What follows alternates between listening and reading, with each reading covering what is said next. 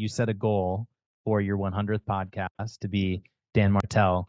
Tell us the story about your podcast and the landing Dan Martell. How did this all happen? Yeah. So Seeds of Success podcast, man. What a concept. For those listening, you probably have people tell you that you're really good at something, Mm-hmm. right? Like we all have those things, and for me, something that I would consistently hear and I would always be writing it down in my Apple Notes was you have a voice and you have, like you're, meant for radio, something like that. And so I was always thinking about this podcast. And I was like, you know what? I didn't do like I initially went to school for sports broadcasting, didn't pan out. I decided to go a different route. Bottom line though is I wanted to do something with my voice and I wanted to do something like in the realm of, of like this podcast. And so one day I was like, you know what? I'm sick of thinking about this without doing anything about it. So let me actually do something about this. And I remember, I don't know where the Seeds of Success name came from, but that was the first thing I did is I chose the name Seeds of Success. I knew I wanted it to be about personal development, growth, transformative action, and be able to interview and meet people who are doing super cool things in the world that will have stories to share with individuals that can just help people in whatever way. Like that was, Mm-hmm. I didn't have like this grand vision of it, but I remember the day where I was like, all right, cool. I got the name. Now it's time to buy a USB or a microphone. And so I remember just researching till all in and paralysis by analysis, couldn't pull the trigger, and then weeks went by, still hadn't purchased this microphone, still had this pie in the sky idea of a podcast. And until one day I'm like, dude, just buy the freaking microphone. Like, stop wasting time with this. So I bought this like little USB mic, $30. It came, it arrived, and it was like my holy grail. I looked at it, I put it on the shelf, and it didn't touch it for, like another 4 weeks. Well, that's And exactly what happened for me too. So I feel such you a on that. such a similar story for It is. everybody that's probably started a podcast, and Yeah. props to anybody listening that just pulled the trigger and was ripping the stage a day later. So anyways, I remember coming back in one day and I saw the podcast on my shelf and I'm like, you know what? I'm going to do something I'm going to do something crazy today. And I'm going to open the freaking box. And so I pulled it off of the shelf and I'm like, dude, just open the box. And so Yep. that was all I did. I was like, you don't need to record anything. Just what is the number one action you can take right now? And so I opened the box and I plugged it in. We'll fast forward, all the different writings and restructures and all the things to, before clicking record that happened. And finally got 3 episodes done. And, it was like back to back to back, December of 2020. And then went on a 1.5 year hiatus. And then the podcast, died or went to sleep, went dormant. And then it was 1.5 years later, I'm listening to a podcast between Sam Brider and Matt Choi. And I remember being super inspired in this podcast to reach out to Sam Brider and say something along the lines of, yo, man, great podcast with Matt Choi. Would love to have you on mine. I was cleaning the Airbnb at this time when I was living in Corvallis, Oregon. And I remember stopping the vacuum and I grabbed my phone and I messaged him. I'm like, I'm messaging him right now to take this action and act on the inspiration. And then I asked him to come on the show and told him I got time next week to lock myself into this date to ensure that it actually happens so that there's no escape clause. And then we were locked in. So I sent him a Zoom invite and we were locked in to do a podcast that next week. So Sam Brider was episode number 4. And from that day forward, I decided that, you know what, I'm going to commit to doing this thing. And so fast forward, I think like 4 episodes, I had like 8 episodes fully published on the Seeds of Success podcast. And I saw Dan Martell post on Instagram. He had just released his book. And so he was looking to do like a podcast tour in order to promote his book and do the whole marketing podcast tour thing. And so I reached out to him and was like, hey, man, like I got a podcast. I had been following his stuff for years at this point. and Dan's just a freaking stud. And I reached out and he said, "Hey man, thanks for reaching out, but I'm need bigger reach and a bigger audience. Let me know when you get to 100 and I'll come on the show."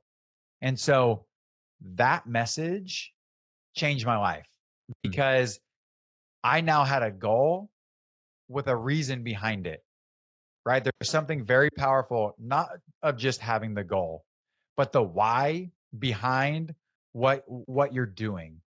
And so that is how that actually happened. And then I remember a couple episodes later, and I told him, deal, done, right? And so then like Yes. over time, I was planting a little seed here and there, like, you know, maybe I got to like 20 or something or 30 or 40, and I was like, hey man, like, you know, see you in Making 60, progress. see you in Yeah. 50. Yeah. I remember actually driving one day, I was listening to a podcast on the Content Capitalist podcast. Dan Martell was on it, talking to the host, whose name is Ken. And Dan talked about doing this decade-long commitment. A Right. decade meant, right? Is that what it's called? A decade meant. And so I remember hearing him talk about this, and he was like, if you are going to commit to doing something and you see yourself doing it, commit to doing for a decade. And then Mm. he was referencing his YouTube channel where he had posted every Monday for the last 8 years or something. And so he was like closing in on his decade. And remember that. I mean, I remember hearing that. And I remember as soon as I was parked, writing down everything that I was thinking, committing to this decade long commitment of doing the podcast. And then I went and recorded a podcast episode that I think it was like episode number 16 or something, where I said on the podcast that I was going to commit to doing a podcast a week for the next decade. And so it was like I made that public commitment. So I started, I reignited it. Yep. Dan said get to 100. I now had a plan in place on how to get to 100 by posting one a week. And I was just going to commit to doing one a week, like not thinking about 100 episodes, not thinking about 10 years, but thinking about doing one this week. And whatever else happens, happens. And I know I'm going to get better throughout time. I know I'll be able to become more efficient and effective with the process. I know that it'll force me to be creative and Mm-hmm. force me to, you know, think differently, produce differently, act on inspiration, like all these things, be able to communicate effectively, be able to also build different channels and social followings from doing all of this and connect with amazing humans all along the way. And so that was ultimately kind of what set this thing in motion. And so, yeah, man, fast forward, like once I got to 80, I Yeah. started getting a little nervous Oh yeah. because I was like, I got to 80. I'm like, oh my God, like this 100 is actually going to happen. I should probably reach out to Dan here soon. And with that first message, when I sent at 8 episodes, I was nervous to even send that episode Mm-hmm. or send that message to him because part of me, Mario, is I was kind of hoping that he would say no because Yeah. I was nervous. I didn't want to Mm. have to actually do it, but I knew that I would regret not at least asking in that moment. And I'm so glad that, you know, I took action in spite of the resistance, which I Oh think yeah. is just what everybody should do is follow that resistance and get curious. And it was this moment of like, wow, now I'm at 80. And then everyone I posted after that, I was like a little bit more nervous. Well, I'm at 87, a little more nervous. And then once I got to 90, I was like, holy shit, I should probably reach out to Dan and actually start lining this thing up because this is going to happen. And so Yeah. I reached out to Dan on Instagram. He said, hey, reach out to this email address, connect with my assistant. She'll get you squared away. I reached out to his executive assistant and we got coordinating over email. I couldn't believe the day that we were actually booked for May 14th, 2024. And I made sure to do it on a Tuesday in order to be able to go and do the founders hike that same morning. And then that was kind of what happened. So I actually drove to Kelowna, Canada to go and do this thing and go record this at Martell Media Studios. And yeah, man, so it just happened and So many things are like so many so cool things. about this story. Like Mhm. first thing is you had the courage to reach out to him when you only had eight episodes. Right. One, that's super cool. Two, he responded, and he didn't just say no. What he responded with a challenge, Mhm. and a really difficult challenge, because Mhm.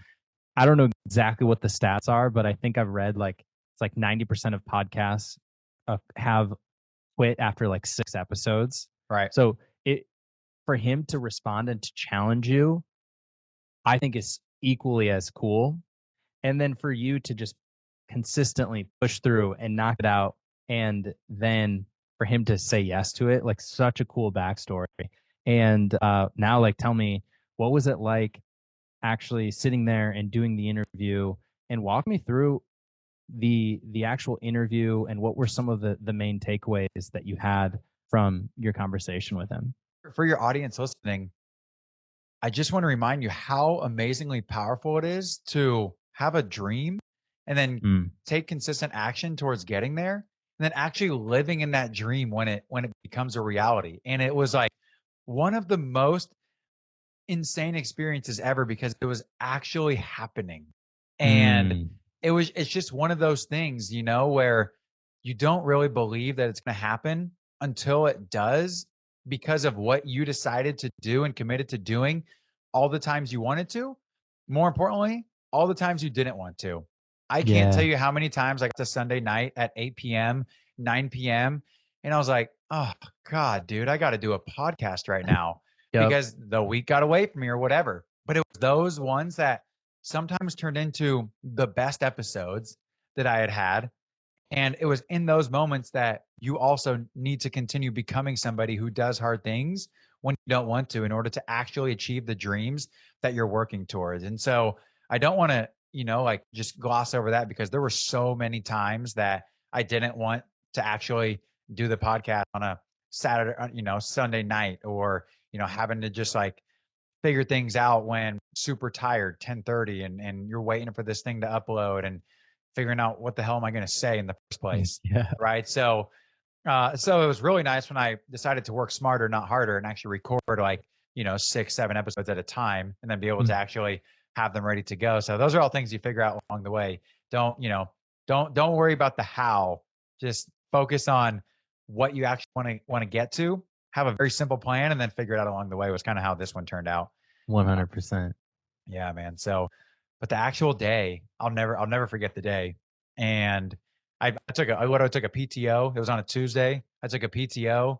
I told my boss, I was like, yo, man, got this podcast lined up. I just knocked one of these dreams, like out of my bucket list. And he's like, dude, have fun, man. He was like so supportive. And, because even coming into this company, I was very straight up with what I do. They all knew I do a podcast. They all knew that I do the content stuff. They're very supportive of it.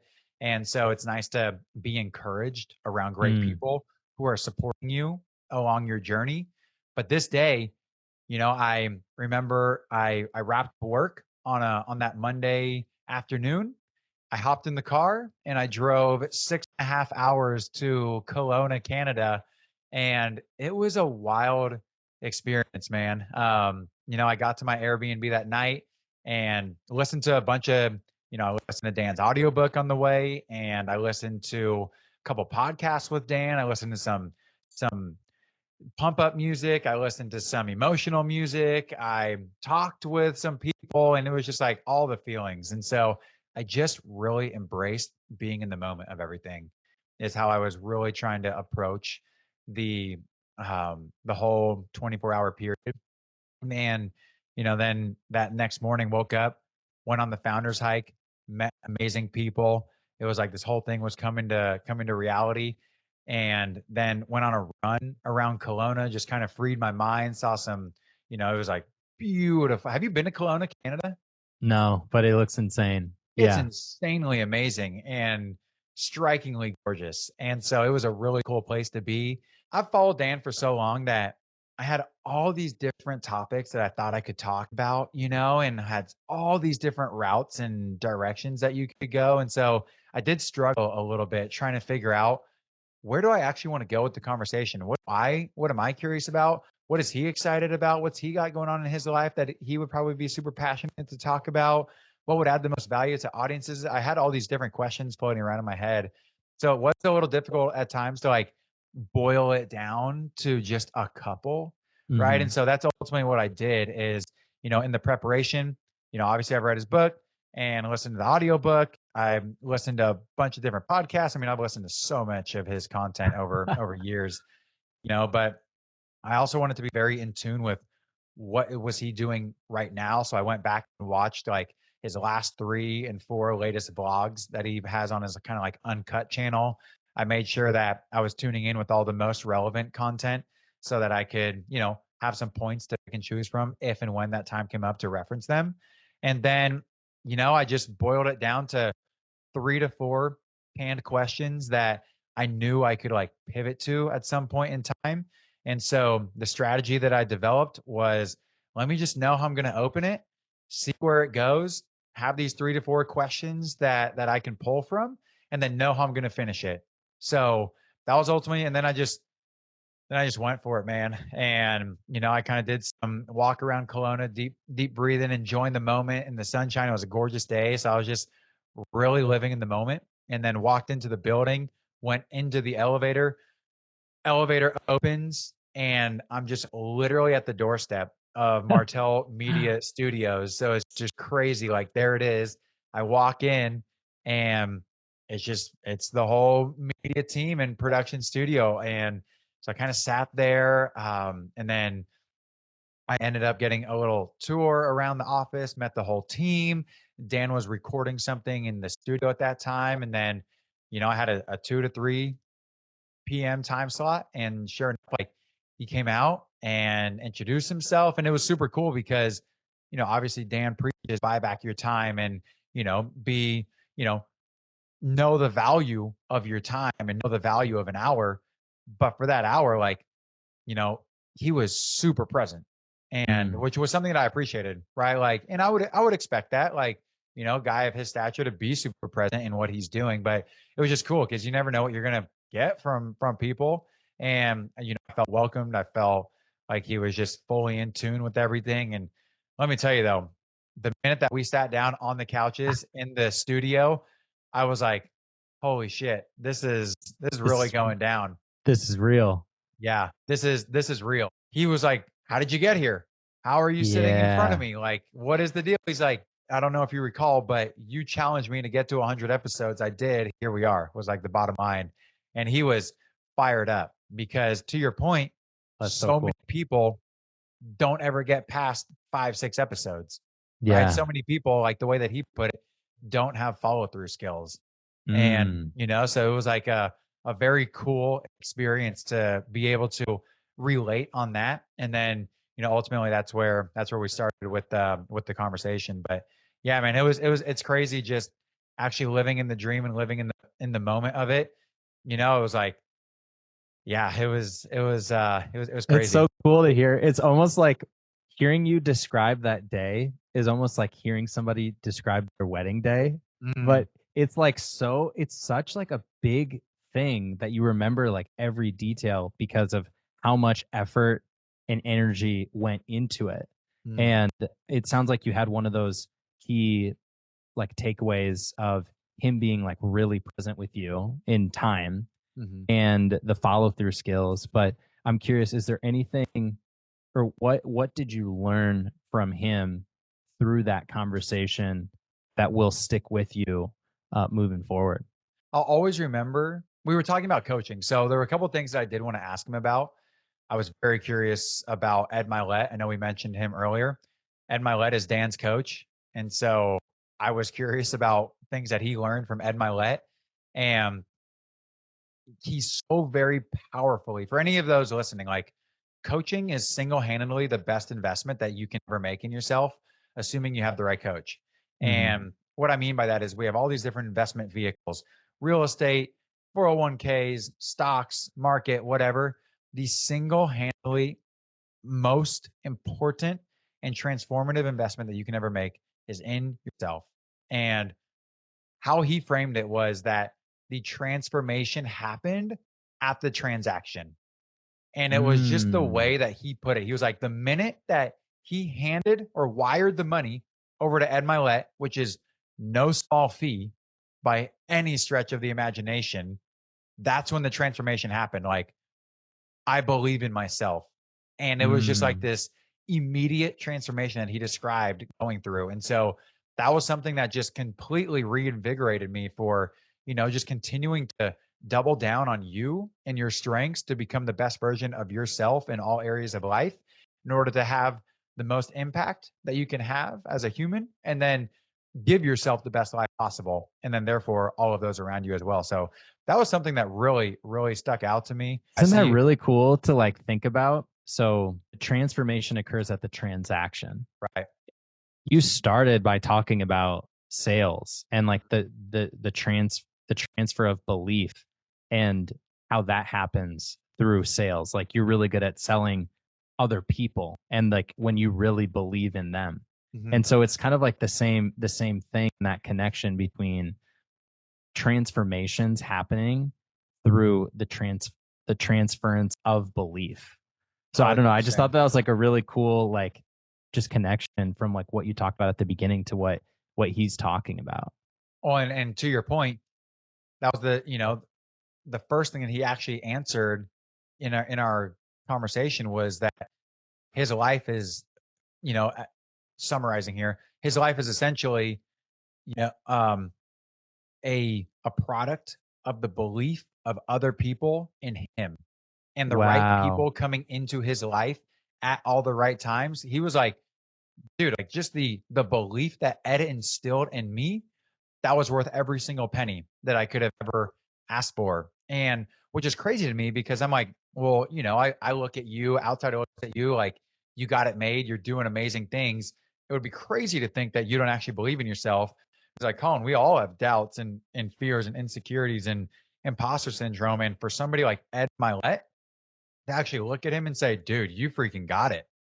Like, and then it reminded me of all the people that have Yes. instilled belief in me, just like Yes. as a listener, for all the people that have instilled belief in you, like those are the people that have helped transform you to the person that you are today. And so, I don't think any of us are standing here without the help and belief of other people. At least that's my experience in life. And I can count endless numbers of people who have gotten me to where I am. Does that create more belief in yourself after meeting him and hearing him talk about like the same resistance that he experiences? Because I'm sure you kind of like put him up on this pedestal and almost assume that he doesn't experience that. So how has it changed? And how has this whole process changed your own belief in yourself? Well, I appreciate the question because, if I'm being fully transparent, there were times where I felt severely outmatched, right? Like sitting on that couch across from Dan Martell, like I felt imposter syndrome multiple times Yeah, throughout that experience. And to the point where it was almost like these out of body experiences at times. I'm like, I deserve to be in this conversation. I've earned the right. And I had to remind 100%. myself that I've earned the right to have a seat at the table. And, but it was still like, holy shit, like he's speaking into my soul right now. And thank God I had those questions planned out in my head, because there was a couple times where I'm like, all right, let me just like recap and transition because I don't quite know where to go with this right now. So let me just, Yeah. you know, earn my keep for a minute. But it was, so walking away from that though, I do feel like I walked away with more belief in myself because it happened and I made it happen, right? Mm. Through a lot of different aspects and dots that needed to connect. But ultimately, it's like in order to actually get in that spot, like I had to do the reps to get there. That was one of the things that we talked about. I was like, if he would have said Definitely. yes at episode number 8, I told him no chance that I would have actually been prepared or equipped. Like if I felt that way after doing 103 episodes, I can't imagine how I would have felt trying to interview Dan Martell at episode 8. And Right. And so, it wouldn't have meant as much no, no. because you put so much work into it Yeah. doing the 90 plus episodes to get there. Yeah. That's so That's right. cool. That's right. Yeah. What was there anything else that was like a big takeaway or something that you feel like is going to stick with you moving forward?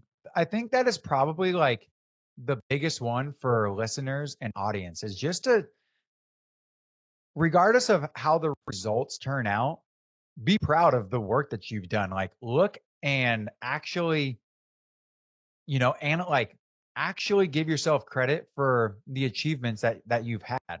And what Mm, I mean by that is, although there were times where I felt quote unmatched or I felt like imposter syndrome, there is a reason that I was sitting on that couch. It says there is a reason that you, the listener individual, are sitting in whatever seat you're sitting in right now. Like, you have earned the right to be there through the things that you've done, actions that you've taken, accomplishments that you've had, people that you've impacted, right? And so just being able to remind yourself that you have been able to create that, that life. And, you know, and if you're still striving for more, which, we all are, like, it's still going to take doing more action and just, having a plan in order to get there.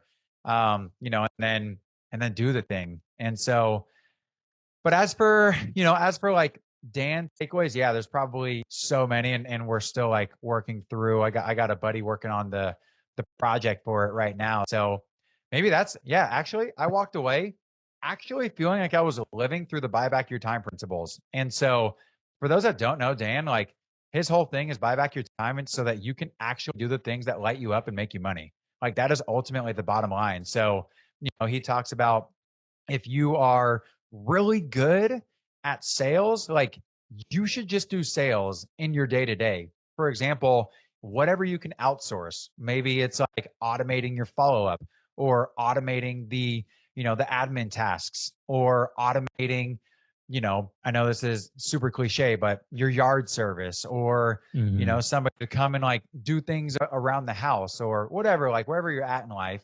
but his point is, we are all really good and gifted at certain things, and we all, in tandem with that, have things that we absolutely love doing. And for me, it's like, how can I just be interacting with clients and on calls and with people more often, more of the time?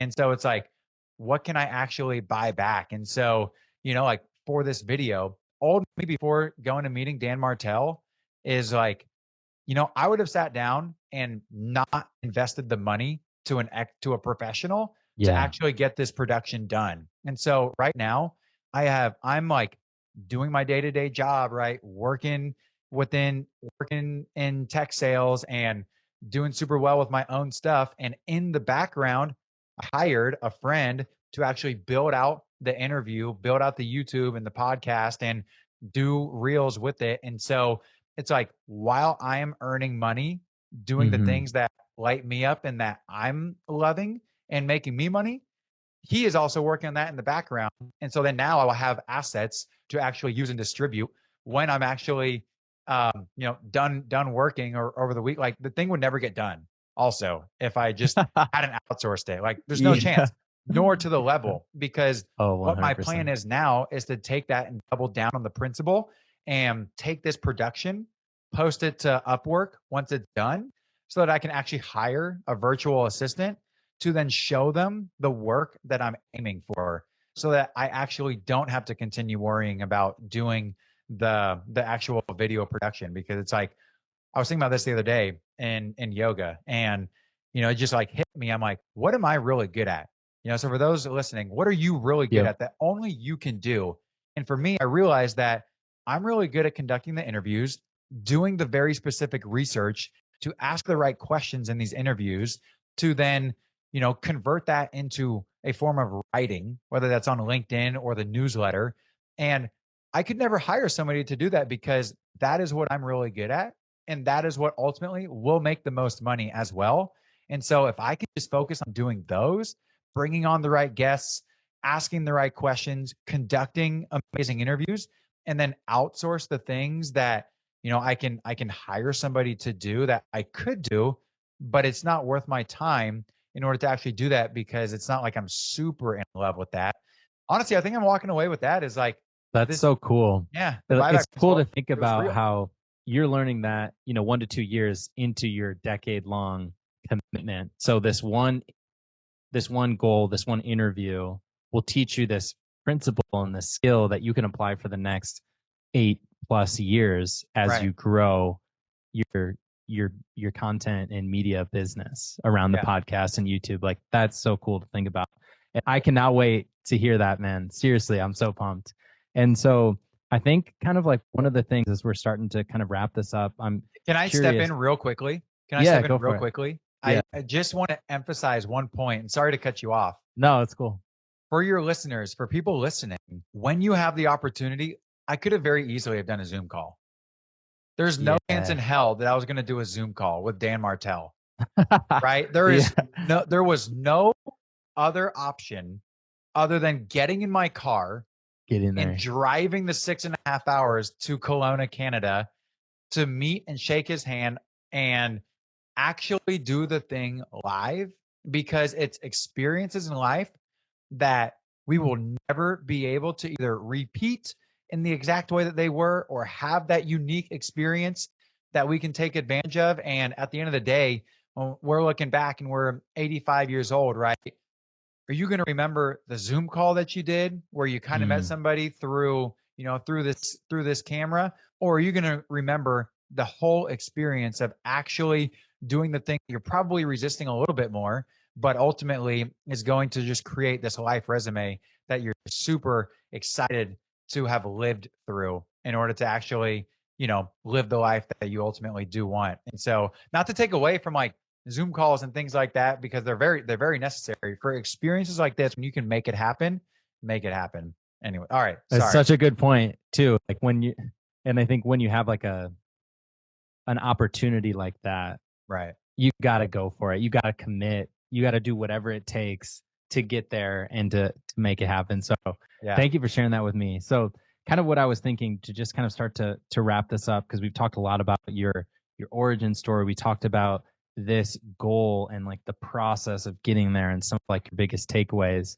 And this is all like under that umbrella of like your seeds of success, because that's the, kind of the main thing that you talk about. So what would you say has been like one of your top like seeds of success that has helped you in your life and with this goal and with your future goals?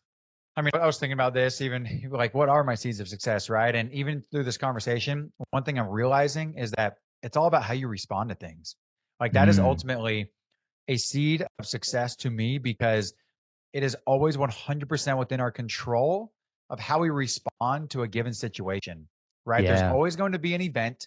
There's always going to be a response that we get to choose in order to then influence the outcome that can occur. And so I think that's like, and I first learned that concept through Colin Henderson and, master your mindset. And, that was ultimately where E plus R equals O stemmed from.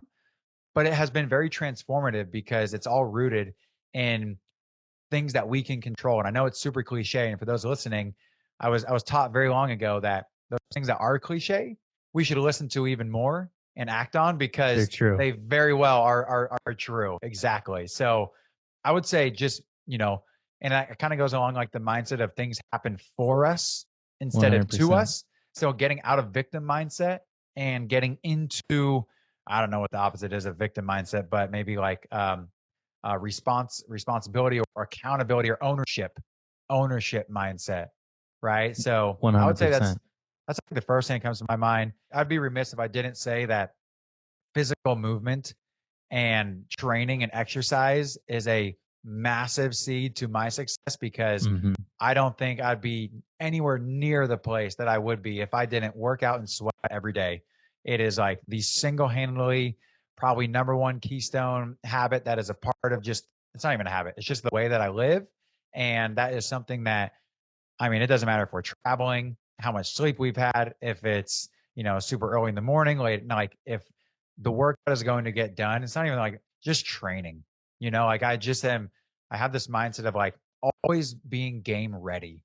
Right. Mm, And so, just so for whatever comes your way, like being able to say yes to things from a physical side of things, but also, exercise, movement, sweating, it helps with your mental thoughts and clarity. It brings you ideas. Like, I can't tell you how many yes. ideas have come from a run or in yoga or on the bike or in the gym or whatever with, so that would be like another seed of success that just, is literally movement and exercise. And then, yeah, I mean, just like continuing to embrace curiosity and your own natural sense of curiosity. And oftentimes there will be resistance with that. And so I would encourage your listeners and for those listening to follow the resistance. And I first learned about this concept from a book called Turning Pro. Now that I think about it, was recommended by Dan Martell on that same podcast like 2 years ago. And so I picked that book up, read it immediately, and it is just this like thought. It's basically this concept of when you feel resistance to lean into it and to take action in spite of that resistance, because oftentimes, just like with fear, just like with discomfort, everything that you want is on the other side of it. So those would be my Mm. seeds to It's success. so cool to even think about how all of this started, and a lot of these big takeaways started with you listening to his podcast and Yeah, taking it's action on it crazy. too. So it's Yeah. like there's so much power in these conversations and these podcasts when you take action and when you apply them in the context and in the way that makes the most sense in your own life. And so I just want to say, like, I'm super proud of you, man. Thank you for sharing your story. Thank you for sharing like the process of going after a massive goal and for sharing your takeaways. And so for anybody who's listening and wants to follow you, follow your journey, where can they go to do that? Yeah, you can go Spotify, Apple Podcasts for the Seeds of Success podcast. You can reach out to me on Instagram, shoot me a DM. You can follow me at Coolin2322. That's Coolin with two O's. And currently I'm writing every day on LinkedIn for the next year. So you can just type in Colin, Colin, 1L, Walters, Walters. And then Seeds of Success should just Google that and should pop right up. And that's about where you can find me. Colin is just like a content machine, just cranking it out. And I think like even tying it back to the beginning, it all just comes from your natural curiosity and your passions and your drive for learning. And so for anybody who is listening to this, I want to challenge you to follow your passions, to set like these decade long commitments and to set these targets and to actually commit and follow through.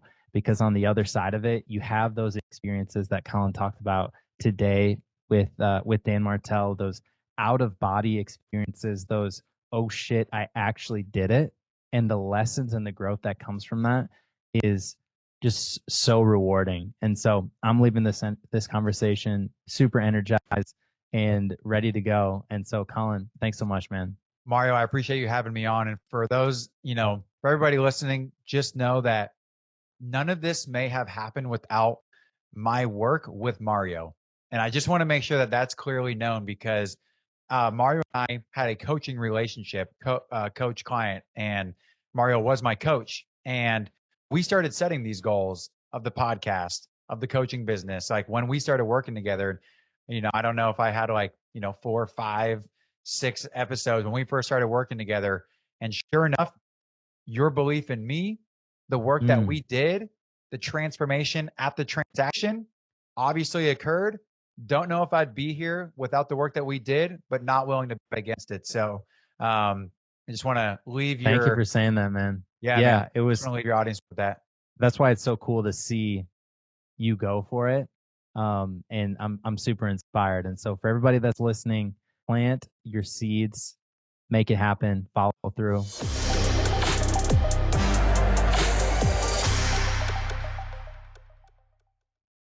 Thanks for tuning in to another episode of the Seeds of Success podcast. If you got to the end of this episode, can you please do me a huge favor and leave a 5-star rating and review? This helps me be able to reach out to bigger guests and also be able to get access to special events and activities that otherwise would not be possible without your support.